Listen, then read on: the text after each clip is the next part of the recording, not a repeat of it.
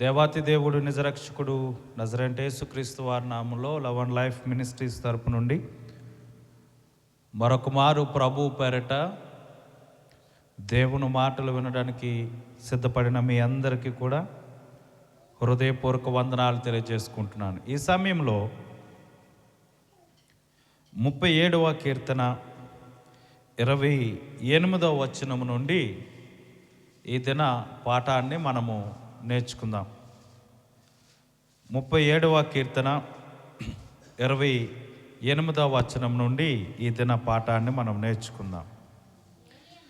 ఏలయనగా యెహోవా న్యాయమును ప్రేమించువాడు, ఆయన తన భక్తులను విడువడు. దేవునికి స్తోత్రం కలుగునుగాక. ఈరోజు మన పాఠాంశం ఏంటనంటే ఆయన భక్తులు. చెప్పండి, ఎవరు భక్తులు? దేవుని భక్తులు. దేవుని భక్తులను ఈరోజు దేవుడు ఏమి చేయబోతూ ఉన్నాడు? దేవుడు ఏ వాగ్దానము ఇవ్వబోతూ ఉన్నాడు తన భక్తులకు అనగా మనమందరం కలిపి చెప్దాం ఆ మాట. ఏమనంటే ఆయన తన భక్తులను విడువడు. అందరూ చెప్పండి ఒకసారి. దేవుడు తన భక్తులను విడిచిపెట్టేవాడు కాదు. రెండో మాట అంటున్నాడు ఆ కిందన, వారన్నటికీ కాపాడబడుదురు కానీ. దేవుడు రెండోగా ఏం చెప్తున్నాడు అంటే ఆయన భక్తులందరినీ కూడా ఏం చేస్తాడంట? ఆయన కాపాడుతాడు. చెప్పండి, దేవుని భక్తులను దేవుడు కాపాడుతాడు. అందరూ చెప్పండి ఒకసారి. దేవుని భక్తులను దేవుడు కాపాడుతాడు. దేవుడు మొట్టమొదటగా ఆయన భక్తులను విడవడు. రెండోదిగా ఆయన భక్తులను ఆయన ఏం చేస్తాడంటే కాపాడువాడిగా ఉన్నాడు.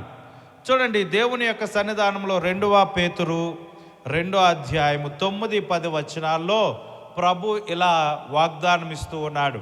2వ పేతురు 2వ అధ్యాయము 9-10 వచనాల్లో, భక్తులను శోధనలో నుండి తప్పించుటకు దేవుడు తన భక్తులను ఏం చేస్తాడంట? శోధనలో నుండి తప్పిస్తాడు. అందరూ చెప్పండి, తన భక్తులను దేవుడు శోధనలో నుండి తప్పించెను. ఇక్కడ చూద్దాం 9-10 వచనాలు. భక్తులను శోధనలో నుండి తప్పించుటకును, దుర్నీతి పరుల నుండి, ముఖ్యముగా మలినమైన దురాశ కలిగి శరీరానుసారముగా నడుచుకొనుచు, ప్రభుత్వమును నిరాకరించుచు, శిక్షలోను ఉంచబడిన వారికి తీర్పు దినము వరకు కావలిలో ఉంచుటకును ప్రభువు సమర్థుడు. దేవునికి స్తోత్రం కలుగునుగాక. మరొక మాట ఏమంటున్నాడంటే దేవుని భక్తులకు శిక్షలో నుండి తప్పించుటకు దేవుడు సమర్థుడై ఉన్నాడు. దేవునికి స్తోత్రం కలుగునుగాక. చెప్పండి, దేవుడు మొట్టమొదటగా తన భక్తులను ఏం చేస్తాడు చెప్పండి? విడువడు. రెండోది కాపాడుతాడు. మూడోదికి ఆ శోధనలో నుండి తప్పిస్తాడు. నాలుగోది శోధనలో నుండి తప్పించుటకు ఆయన సమర్థుడు. దేవునికి స్తోత్రం కలుగునుగాక. ఎవరికి మాటలన్నీ? దేవుని యందు భయభక్తులు కలిగినట్టు వారికి. చెప్పండి, ఎవరికి? దేవుని యందు భయభక్తులు కలిగినట్టు వారికి. చూడండి, దేవుని యందు భయభక్తులు కలిగి ఉండడం అంటే ఏంటి అని అంటే, ఆదివారం పూట ఒక పావు గంట ఆరాధనకు వచ్చేసి, ఆదివారం పూట ఒక 2 పాటలు పాడేసి, ఆదివారం పూట ఒక పావు గంట వాక్యం వినేసి, మనకు కలిగిందేదో వేసేసి వెళ్ళిపోతే అది భక్తి అనిపించుకోదు. ఒక పావు గంట మందిరంలో కూర్చుంటేనో, ఒక పావు గంట ఒక 2 పాటలు పాడితేనో, ఒక భజన చేస్తేనో, దేవునికి ఏదో మనము ఇవ్వవలసింది ఇచ్చేసుకొని వెళ్ళిపోతే ఆదివారం ఒక్కరోజు చేసేది భక్తి అనిపించదు. అసలు దేవుని భక్తి అంటే ఏంటి అంటే సామెతలు 19వ అధ్యాయము 23వ వచనం చూస్తారా? ప్రతి వారు తీయండి దేవుని యొక్క సన్నిధానములో. సామెతలు 19వ అధ్యాయము 23వ వచనములో ఏం మాట రాయబడుతుంది అని అంటే, యెహోవా యందు భయభక్తులు కలిగి ఉండుట జీవ సాధనము. దేవునికి స్తోత్రం కలుగునగాక. యెహోవా యందు భయభక్తులు కలిగి ఉండటంట జీవ సాధనం అంట.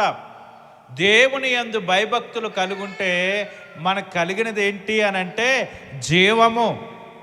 ఏమండి, దేవుని యందు భయభక్తులు కలిగి ఉండుట మనకేంటి అని అంటే జీవము, జీవము, జీవము.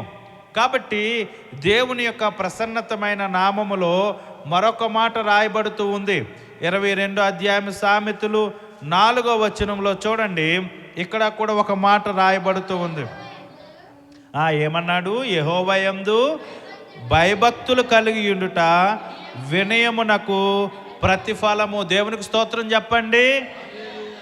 దేవుని యందు భయభక్తులు కలిగి ఉంట వినయమునకు. ఈ వినయము కలిగితే, దేవుని యందు భయభక్తులు కలిగితే దేవుడు మనకేమిస్తున్నాడు అని అంటే చూడండి, ఆ కింద మాటలో చెప్పాడు, ఐశ్వర్యమును ఘనతయును జీవమును దాని వలన కలుగును. దేవుని యందు భయభక్తులు కలుగుంటే, దేవుని యందు భయభక్తులు కలుగుంటే మనకేమొస్తున్నాయి అని అంటే ఐశ్వర్యం వస్తుందంట. చెప్పండి. ఘనత వస్తుందంట. చెప్పండి. మూడోది ఏంటి? జీవము వస్తుంది. ఇంకా మనిషికి కావలసింది ఏముంది? మనిషికి కావలసింది ఏముంది చెప్పండి? ఐశ్వర్యము మనిషికి అవసరమే. ఘనత ఈ లోకములో ఎక్కడైనా గొప్పగా ఉండడం దేవునికి అవసరమే. మూడోది జీవము. ఈ మూడు ఉంటే ఇంకా మనిషికి ఏ లోపము కూడా లేనట్టే. మరి ఈ వాగ్దానాలన్నీ ఎవరికి ఇస్తున్నాడు అని అంటే భయభక్తులు కలిగినట్టు వారికే వస్తున్నాయి. దేవునికి స్తోత్రం చెప్పండి. ఇంకో మాట అన్నాడు చూడండి, 103 దావీదు కీర్తన 13వ వచనములో ఈ మాట రాయబడి ఉంది. 103 దావీదు కీర్తన 13వ వచనములో ఈ మాట రాయబడుతూ ఉంది. తండ్రి తన కుమారుని ఎడల జాలిపడినట్లు యెహోవా తన యందు భయభక్తులు గలవారి ఎడల జాలిపడును. దేవునికి స్తోత్రం చెప్పండి. దేవుని యందు భయభక్తులు కలిగుంటే దేవుడు మన పట్ల ఏం చూపిస్తాడంటే జాలి చూపిస్తాడు. ఏమని రాయబడ్డాడు? తండ్రి తన కుమారుడు పట్ల జాలి పడినట్లుగా మనము దేవుని యందు భయభక్తులు కలిగి ఉంటే ఏం చేస్తాడంట? దేవుడు జాలి చూపిస్తాడు. దేవుని యందు భయభక్తులు కలిగి ఉంటే దేవుడు మనకి జాలి చూపించేవాడై ఉన్నాడు. 2వ తిమోతి పత్రిక 6వ అధ్యాయము 6వ వచనం చూద్దామా ఒకసారి? 2వ తిమోతి పత్రిక 6వ అధ్యాయము 6వ వచనములో ఈ మాట రాయబడుతూ ఉంది. 6వ వచనంలో ఈ మాట రాయబడుతూ ఉంది. 4:6 లేదమ్మా 6:6. 1 తిమోతి పత్రిక 6:6. 1 తిమోతి పత్రిక 6:6లో ఈ మాట కనబడుతుంది. సంతుష్టి సహితమైన దైవభక్తి గొప్ప లాభ సాధనమై ఉన్నది. చెప్పండి, ఏమంటున్నాడు? సంతుష్టి సహితమైన దైవభక్తి అంట గొప్ప లాభ సాధకముగా ఉందంట. ఈ లోకములో వ్యాపారము ద్వారా లేదా ఉద్యోగము ద్వారా ఆయా రకాలుగా వచ్చే లాభము కన్నా దేవునిలో భయభక్తులు కలిగి ఉంటే అదే మనకు గొప్ప లాభము అని దేవుని యొక్క వాక్యము సెలవిస్తూ ఉంది. దేవుని యొక్క సన్నిధానములో మరొక దగ్గర రాయబడింది. యోబు గ్రంథం 4:6 వచనములో ఏమన్నాడంటే మనము చేసే భక్తి మనకి ధైర్యము పుట్టిస్తుంది అన్నాడు. చూద్దామా ఒకసారి? యోబు గ్రంథం 4వ అధ్యాయం 6వ వచనం. యోబు గ్రంథం 4వ అధ్యాయం 6వ వచనంలో ఏమంటున్నాడు అని అంటే మనము చేసే భక్తి అంట యోబు కష్టాల్లో శ్రమల్లో ఆయనకి ఏం చూపించింది అని అంటే గొప్ప ధైర్యము పుట్టించిందంట. ఏంటి తల్లి చదవండి ఒకసారి. నీ భక్తి నీకు ధైర్యము పుట్టించదా అని అడుగుతూ ఉన్నాడు. మన భక్తి దేవుని ఎడల మనకి ఏం కలుగుతుందంటే ధైర్యము వచ్చేటట్టు చేస్తుంది. కాబట్టి ఈ వాగ్దానాలన్నీ ఎవరి కొరకు అని అంటే భక్త జనాంగముగా ఉన్న మనందరి కొరకు. ఈ వాగ్దానాలన్నీ ఎవరి కొరకు అంటే దేవుని బిడ్డలుగా ఉన్నవారి మన కొరకు. కాబట్టి దేవుని బిడ్డలారా, మరి ఈ భక్తులు మరి ఈ యొక్క వాగ్దానాలన్నీ పొందగోరినట్టు వారుగా ఉన్నామా? భక్తులమైన మనము అటువంటి అర్హత కలిగినట్టు వారుగా ఉన్నామా అనేది మనం ఆలోచన చేయాలి. మరి భక్తి అంటే ఏంటండి? ఎలా ఉన్నాయి మన భక్తి? మన పాటలు పాడుతున్నాం, వాయిద్యాలు వాయిస్తున్నాం, మనం ఏదో ఇస్తున్నాం, ఏదో మరి ఇది చేయాలండి. చాలా సందర్భాల్లో మన భక్తిని మనం పోల్చుకుంటాం. ఏంటంటే ఒక పావు గంట దేవుని మందిరానికి వెళ్ళిపోతే దేవుడు మనకు అన్ని ఆశీర్వాదాలు ఇచ్చేవాలి. ఓ పావు గంట దేవుని మందిరానికి వచ్చేస్తే మన బిడ్డలు లేదా మన తాలూకా లేకపోతే మనకు అన్నీ జరిగిపోవాలి. ఆ పావు గంట భక్తికే, ఆ అరగంట భక్తికే దేవుడు మనకి స్థలాన్ని ఇచ్చేవాలి, దేవుడు మనకి ఇల్లు కట్టేవాలి, దేవుడు ఆ ఇంట్లో ఉన్న వాళ్ళకి పిల్లల్ని ఇచ్చేవాలి, పెళ్ళిళ్ళు చేసేవాలి, ఆరికి బిడ్డలు పుట్టేవాలి. మరి ఈ పావు గంట భక్తికే ఎన్నో జరిగిపోవాలనుకో. అసలు దేవుని యొక్క సన్నిధానంలో భక్తి అంటే కారణం ఏంటంటే దేవునితో సహవాసము పొందుట. దేవునికి స్తోత్రం కలుగును గాక. ఎవరితో సహవాసం అండి? దైవభక్తి అంటే ఒక పాట, ఒక మాట, కానుక కాదు, దేవునితో సహవాసము. అలాంటి సహవాసము కలిగిన ఒక స్త్రీని నేను మీకు చూపించి ఈ వాక్య లేఖన భాగములు నేను ముగించాలని నేను ఆశపడుతున్నాను. ఈ మొదటి ఆరాధన నేను ముగించాలని ఆశపడుతున్నాను. చూడండి, 2వ రాజుల గ్రంథం 4వ అధ్యాయము 2వ రాజుల గ్రంథం 4వ అధ్యాయములో 13వ వచనంలో ఈ మాట మనకి కనబడుతుంది. చూడండి, 2వ రాజుల గ్రంథం 4వ అధ్యాయము 13వ వచనంలో, నీవు ఇంత శ్రద్ధాభక్తులు మా యందు కనపరిచితివి అని ఎవరు అడుగుతున్నారు అని అంటే ఒక సేవకుడు ఒక స్త్రీని చూసి మాట్లాడుతూ ఉన్నాడు. దేవునికి స్తోత్రం కలుగును గాక. ఎవరు ఈ సేవకుడు అంటే ఎలీషా. చెప్పండి, ఎవరు ఈ సేవకుడు? ఎలీషా. ఎలీషా పట్ల ఒక స్త్రీ శ్రద్ధా భయభక్తులు చూపిస్తుందంట. సేవకుడు పట్ల స్త్రీ సంఘముగా కానీ, విశ్వాసగా కానీ, కుటుంబాలుగా కానీ ఏం చూపించాలి అంటే భయభక్తులు చూపించాలి. ఈ రోజుల్లో దేవుడంటే శ్రద్ధ లేదు, మందిరం అంటే శ్రద్ధ లేదు, దేవుడంటే భయభక్తులు లేరు. అసలు ఈమె సామాన్యమైన సాదాసీదా ఒక ఎంప్లాయ్గా ఉన్నట్టు భార్యో లేకపోతే ఆ తల్లిగానో లేదంట. ఈమె ఎలాంటిదో తెలుసా? అక్కడ రాయబడింది, ఏమని రాయబడిందో తెలుసా? చూడండి, 4వ అధ్యాయం 8వ వచనం. ఒక దినమందు ఎలీషా షూషేను పట్టణమునకు పోగా అచ్చట గనురాలైన ఒక స్త్రీ, దేవునికి స్తోత్రం కలుగును గాక. ఏమండి, ఏ స్త్రీ ఈమె? గనురాలు. ఆ పట్టణంలోనే గనురాలంట. మరి ఆ పట్టణంలోనే గనురాలంటే మరి ఈమెకేమి కొదువు లేదు, ఇంకా ఈమెకేమి తక్కువ లేదు. ఆస్తిపాస్తుల్లో కానీ, విద్యాబుద్ధుల్లో కానీ, 10 మందికి దానం చేయడంలో కానీ, 10 మందికి వస్త్రాలు ఇవ్వడంలో కానీ తన భర్త తన దగ్గర ఏది కొదువు పెట్టలేదు. ఆమె ఎంత పంచి పెట్టాలనుకున్నా, ఆమె ఎంత ఇవ్వాలనుకున్నా, ఆమె ఎంత బయటకు దానం చేయాలనుకున్నా అంతకు మించిన సమృద్ధి గనురాలైన స్త్రీ. మనైతే పేరును బట్టి గనురాలని చెప్పుకుంటామేమో కానీ ఇక్కడ ఈమెకి స్టేటస్లోనే ఏముందనంటే గనురాలైన స్త్రీ తన భర్తతో చెప్తుందంట, అయ్యా మన యొద్దకు వస్తున్న ఈ దైవజనుడికి భోజనం పెడదామయ్యా, ఒకసారి ఇంటికి పిలవచ్చు కదా ఆ దైవజనుణ్ణి ఇంటికి పిలవచ్చు కదా, అభిషేకము కలిగిన దైవజనుని మనం పిలిస్తే మన ఇంటికి ఆశీర్వాదం. ఆయన మన ఇంటికి వస్తే మనకి దీవెన. దైవజనులు మన ఇంటికి వస్తే మనకు ఆశీర్వాదం. దైవజనుల నోట మన ఇంటి గురించి, మన గృహం గురించి, మన బిడ్డల గురించి ప్రార్థన చేస్తే అది ఆశీర్వాదం. ఆ దైవజనుని ఇంటికి పిలవచ్చు కదయ్యా అని ఆ స్త్రీ తన భర్తతో చెప్తూ అంటుందంట, భోజనానికి పిలిస్తే ఏం బాగుంటుంది అని చెప్పి ఆయన గురించి ఏం చేయాలనుకుంటుందట గనురాలైన స్త్రీ. 10వ వచనం చదువుతారా? కావున మనం అతనికి గోడ మీద ఒక చిన్న గది కట్టించి అందులో అతని కొరకు మంచము, బల్ల, పీట, దీపస్తంభము నుంచుదము. అతడు మన యొద్దకు వచ్చినప్పుడల్లా అందులో బస చేయవచ్చునని చెప్పాను. దేవునికి స్తోత్రం చెప్పండి.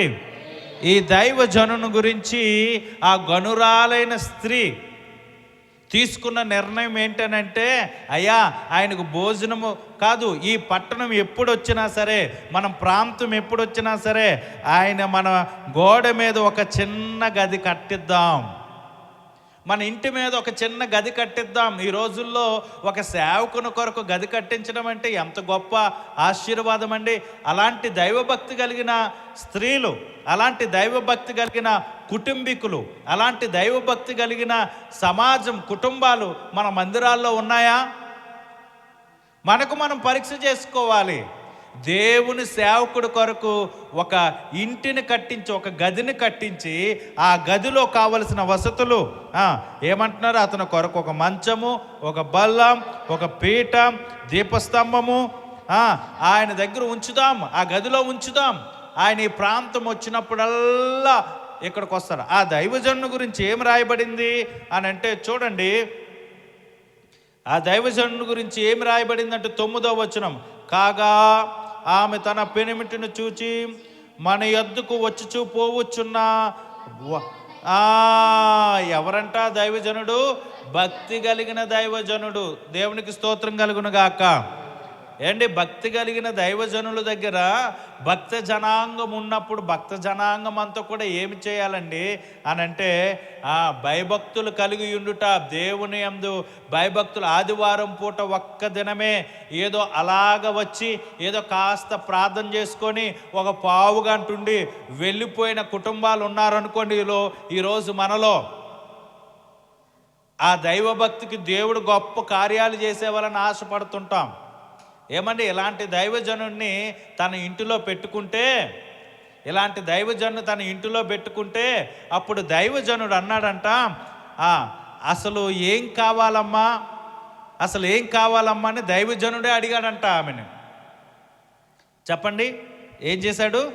దైవజనుడే అడిగాడంట, అమ్మా మరి మా కొరకు ఇంత చేస్తున్నావు కదా, నీకేం కావాలి అని తన శిష్యుడిని పంపించి, ఒరే ఆమెకి ఏం కావాలో ఒకసారి కనుకోరా అని అంటే, అప్పుడు తన శిష్యుడు అన్నాడంట, అయ్యా మనకి ఈ యొక్క మరి వసతులు కల్పించినంటే ఈమె అన్ని విధాలుగా గనురాలైనదే, కానీ ఆమెకు బిడ్డలు లేరయ్యా అని చెప్పాడంట.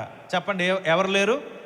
బిడ్డలు లేరు అని అంటే, అప్పుడు ఆయన అన్నాడంట, నీవు బిడ్డలు గల దానివై వచ్చే ఏటకల్లా నీవు ఒక కుమారుని కంటావు అని ఎలీషా చెప్పగానే ఆ భక్తి కలిగిన కుటుంబంలోకి ఎవరు వచ్చారు అని అంటే, దేవుని కృపణ కొలది ఒక కుమారుడు అనుగ్రహించబడ్డాడు. దేవునికి స్తోత్రం కలుగును గాక. అయితే ఆయన పోయి మరొక ప్రాంతంలో ఉన్నాడు దైవజనుడు. ఆయన పోయి మరొక ప్రాంతంలో ఉంటే ఈ లోపు ఏం జరిగిందో తెలుసా? ఆ యొక్క బాలుడు ఆ ఇంటిలో మరణించాడు. పుట్టిన బిడ్డ ఏమైపోయాడు? మరణించాడు. మరణిస్తే మనలాంటి వాళ్ళం అయితే, ప్రభువా క్రిస్మస్లకి ఎన్ని రైస్ బ్యాగులు ఇవ్వలేదు, పాస్టర్ గారికి ఎన్ని చెయ్యలేదు, ఎన్ని కానుకలు ఇవ్వలేదు, సువార్తలకు వచ్చినప్పుడు ఎన్నిసార్లు మజ్జిగ చేయలేదు, ఆటోలకు ఎన్నిసార్లు డబ్బులు ఇవ్వలేదు, ఇలాంటి మా కడుపు కోత మిగిలి చేసావా, మాకు మేము అడగకుండగానే ఆ దైవజనుడు ఇచ్చాడు, బాగుంది, సేవకుడు మా ఇంట్లో ఉంచుకున్నందుకు మంచి శిక్షే జరిగింది, మంచి ఇదే జరిగింది అని ఎన్నో విధాలుగా మాట్లాడుకుంటారు. కానీ ఆ స్త్రీ తన పనివాడిని పిలిచి గాడిదను తీసుకొని రమ్మని ఏం చేసిందంట? 24వ వచనం మీకు కనబడుతుంది, 4 4:24 ఏమంటున్నాడు? శీఘ్రముగా తోలుకునే ఆ దైవజనుని వద్దకు వెళ్ళుము. దేవునికి స్తోత్రం. శీఘ్రముగా, త్వరగా దైవజనుడి దగ్గరకు పో. ఎందుకంటే ఆ దైవజనుడు గొప్ప దైవజనుడు, దైవభక్తి కలిగిన దైవజనుడు. నువ్వు నెమ్మదిగా పోవలసిన అవసరం లేదు. గాడిదకి గంతలు కట్టు, ఫాస్ట్గా నడుపు, శీఘ్రముగా నువ్వు పో ఆ దైవజనుడి దగ్గరికి అని అంటే, ఈలోపు దైవజనుడు కొండ ఎక్కి కూర్చొని వీరు వస్తున్న ప్రయాణాన్ని చూశాడంట. ఆ శిష్యుడితో చెప్పాడంట, ఒరే, ఫలానా సునేమి పట్టణంలో ఉన్న గనురాలైన స్త్రీ మన దగ్గరకు వస్తుంది, ఆమెకేం కష్టం కలిగిందో నువ్వు ఎదురుగా పోయి కనుకో అన్నాడంట. దేవునికి స్తోత్రం చెప్పండి. ఏమండి, దైవభక్తి కలిగుంటే దేవుడే మనకి ఎదురొచ్చి మన పరిస్థితి ఏంటో తెలుసుకుంటాడండి. ఆ దైవజనుడు ఎదురుగా పంపించి అన్నాడంట, ఆమెకేం కష్టం వచ్చిందో వెళ్ళిపోయి చూసిరా అనంటే, అప్పుడు ఆమెకున్న బాధను చెప్పగానే దేవుడు ఆ కుటుంబంలో మరలా అద్భుతాన్ని చేశాడు. దేవునికి స్తోత్రం కలుగును గాక. ప్రియ సంగమా, దైవభక్తి కలిగిన నీవు నేను కుటుంబాలుగా ఉంటే దేవుడు మన పట్ల కార్యము చేయగలుగుతాడు. దేవునికి స్తోత్రం చెప్పండి. హల్లెలూయా, హల్లెలూయా. కాబట్టి ఈ యొక్క ఉదయకాల సమయంలో, ఈ పునరుత్థాన సమయంలో మనం నేర్చుకోవలసిన మాట ఏంటంటే, మన కుటుంబాల్లో దైవభక్తి అవసరం, మన జీవితంలో దైవభక్తి అవసరం, మన బ్రతుకుల్లో దైవభక్తి అవసరం. అలాంటి దైవభక్తి కలిగిన కుటుంబాలుగా మనం జీవిద్దాం. దేవుడి కొద్ది మాటలు దీవించునుగాక. ఆమేన్, ఆమేన్.